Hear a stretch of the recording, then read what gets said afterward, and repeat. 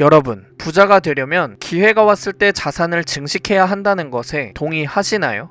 대부분 그렇다고 하셨을 겁니다. 하지만 대다수의 사람은 기회를 잡는 방법을 알아도 기회를 잡지 못하죠.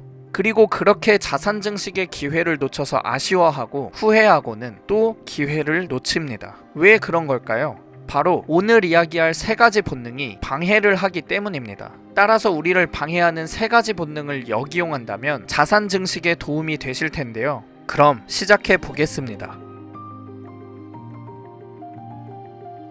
내가 사면 떨어지고 내가 팔면 오르고 돈은 왜 나를 피해갈까? 돈 버는 사람은 정말 따로 있는 걸까?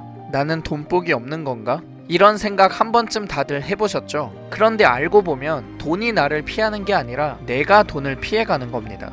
우리 인간은 진화 심리학적 근거로 보면 저축과 투자를 잘 못하도록 설계되어 있는데요. 우리가 투자를 하면서 번번이 깨지는 이유가 정상적인 인간이기 때문이라는 거죠. 인류가 존재한 지 500만 년이 넘었습니다. 그날그날 사냥하고 채집해서 먹고 살았죠. 미래를 걱정하며 사냥한 것을 보관하거나 저장하지 않았습니다. 즉, 인간의 DNA에는 재테크라는 개념이 프로그래마되어 있지 않다는 거죠.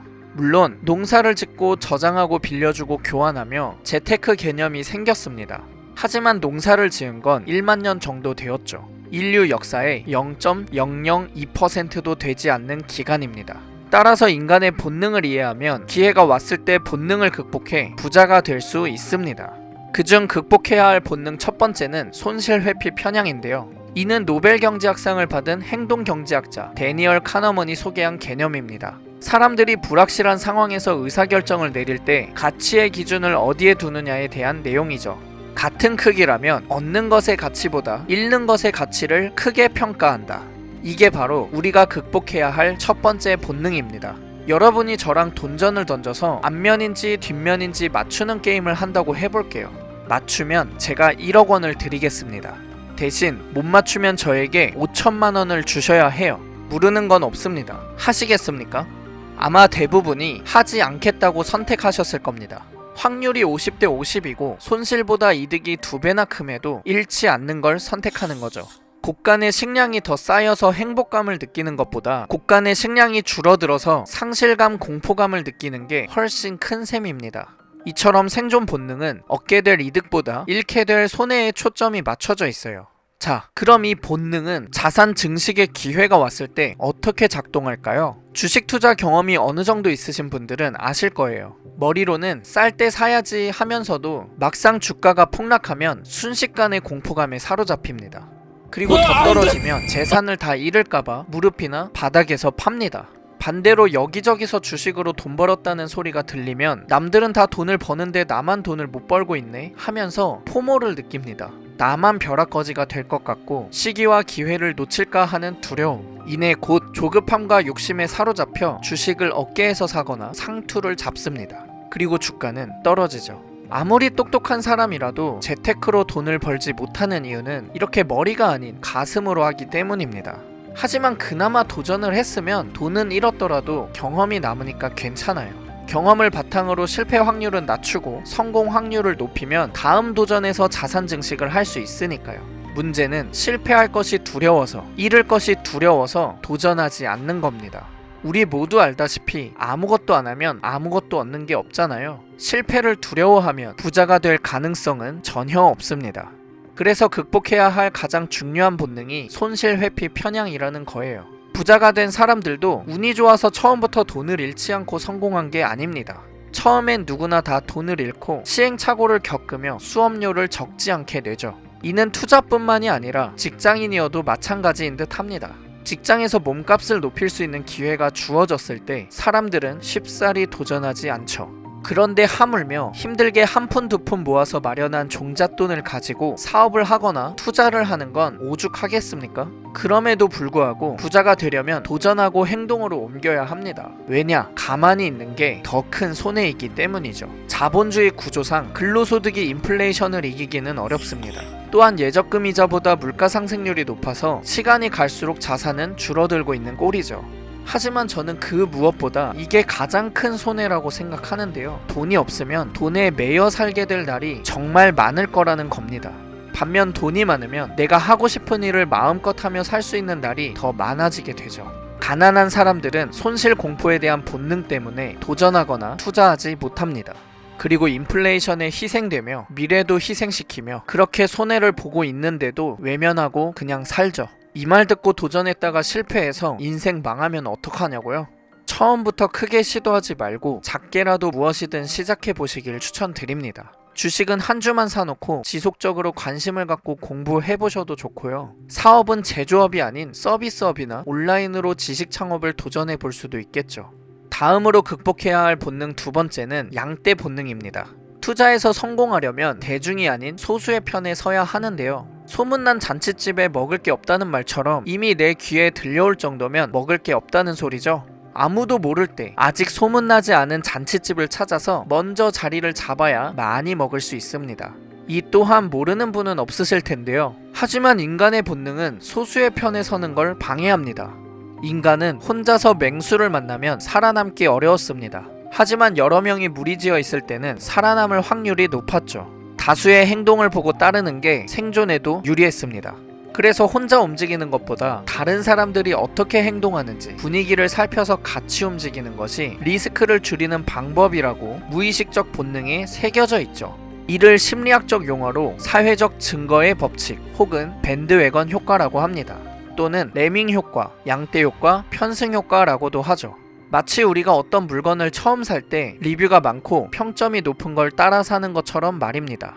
문제는 이 본능이 투자에 실패하게 만든다는 겁니다. 여러분, 주식하면서 차트를 보다 보면 코로나 때 폭락했던 걸 보고 어떤 생각이 드시나요? 저는 저대로 돌아간다면 영끌해서 몰빵 매수할 텐데 라는 생각이 듭니다. 대다수의 사람이 지난번 폭락 때 주식을 사지 못한 걸 아쉬워하죠. 그리고는 한 번만 더 폭락해라. 그럼 그때는 폭풍 매수한다. 라고 다짐하고 또 다짐합니다. 하지만 정작 시장이 폭락하면 서로 탈출하려고 아우성치면서 공포감이 조성되죠. 이번 위기는 예전 위기랑 차원이 달라. 이번엔 정말 심각해. 지금이라도 팔아야 손해를 줄일 수 있어. 이런 분위기가 형성되는 가운데 매수를 하기란 쉽지 않습니다. 위험이 닥치면 이성은 마비되고 도망가야 한다고 본능이 소리치기 때문이죠.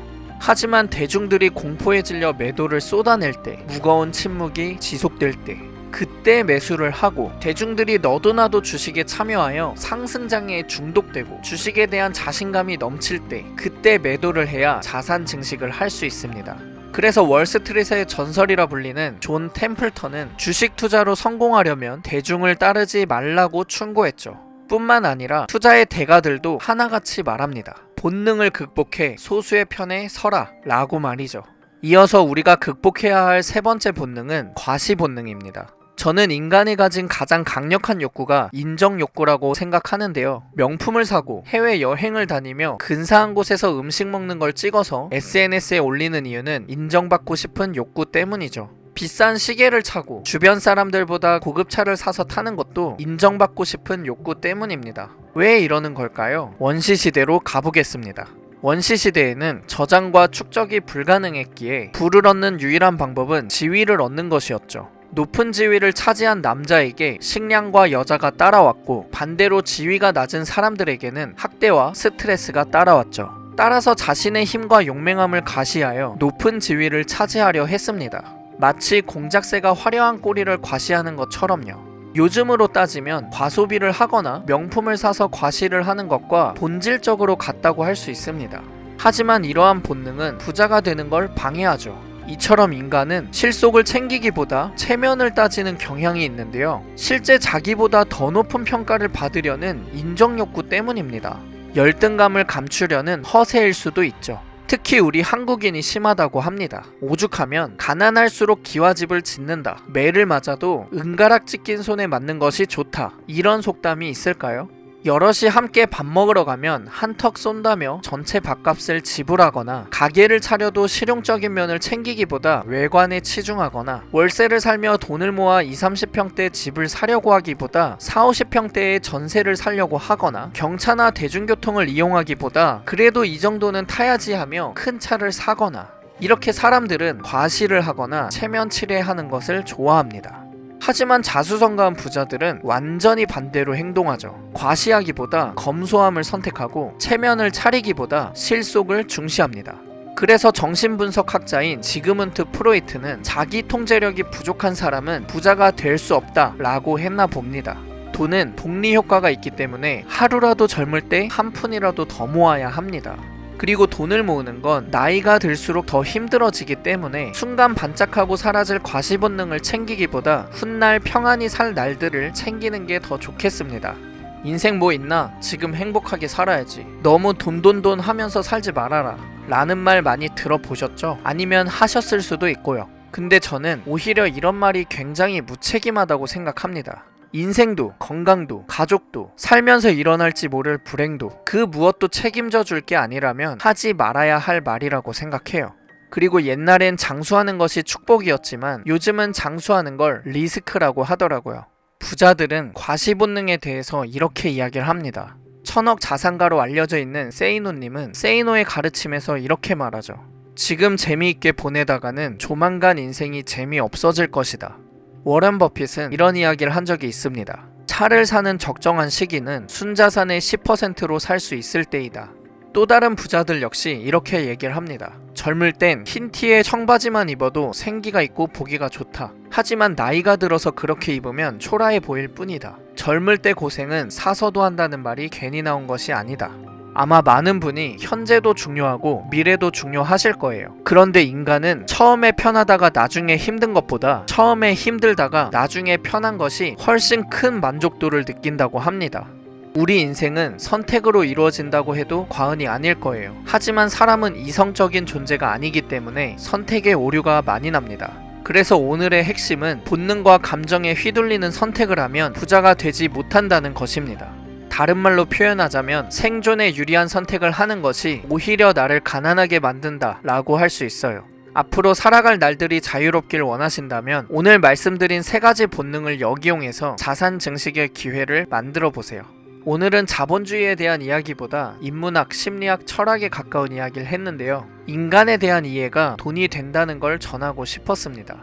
도움 되셨길 바라고요. 구독과 알림 설정 해두시면 앞으로도 다양한 정보를 계속 얻어가실 수 있을 거예요. 그럼 다음 영상에서 뵙겠습니다. 이상 어치버였습니다.